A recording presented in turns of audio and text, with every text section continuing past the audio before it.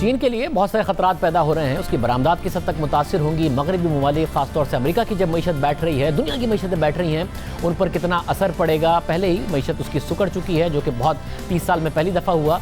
New York times में छपे हालिया आर्टिकल के मुताबिक एक और मसला है जो चीन के लिए और उससे जुड़ी जो मुख्तलिफ तरक्की पजीर ममालिक हैं उनके लिए एक बड़ा मसला बन सकता है, और वो कोरोना वायरस के बाद चीन से लिए गए कर्ज का है।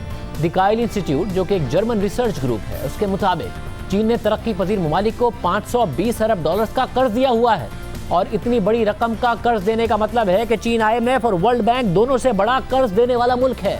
और इस वक्त चीन को पाकिस्तान, श्रीलंका, किर्गिस्तान और दीगर ममालिक की तरफ से कर्ज की वापस अदायगी में मुश्किलात की वजह से ताख़ीर या मुआफ़ी की दरख्वास्त आना शुरू हो गई हैं।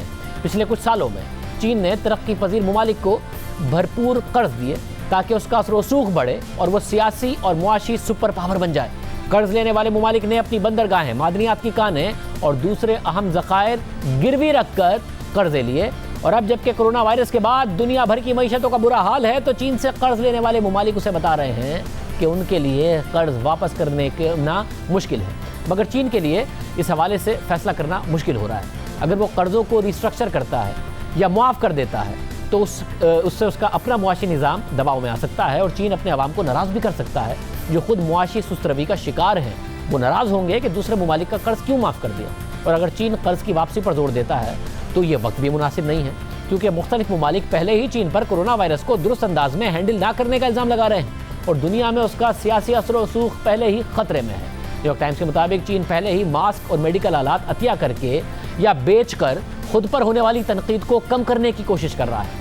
सबसे ज़्यादा खतरे में चीन का 1000 अरब डॉलर्स का बेल्ट एंड रोड प्रोग्राम है, जिसके तहत दुनिया भर में प्रोजेक्ट्स को फाइनेंस किया गया और चीन ने अपने इत्तेहादी मजबूत किए। 2013 के बाद इस प्रोजेक्ट के तहत चीन ने तकरीबन 350 अरब डॉलर्स के कर्जे दिए, जिनमें से आधे कमज़ोर मईशत वाले ममालिक को दिए गए, जिनसे कर्ज़ों की वापसी में ज़्यादा रिस्क है।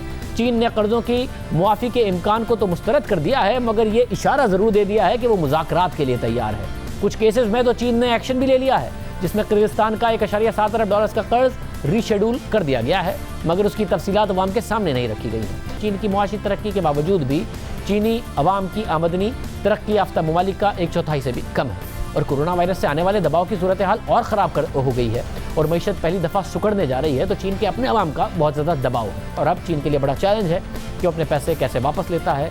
माफ़ कर नहीं सकता क्योंकि अपने अवाम की तरफ से दबाव का सामना है और फौरी तौर पर अगर वापसी की डिमांड करता है तो उसका जो इमेज है उसको और उसका रसूख है उसमें भी बहुत बुरी तरीके से असर पड़ सकता है। आज के प्रोग्राम में इतना ही। आपसे अगले प्रोग्राम में मुलाकात होगी। अल्लाह।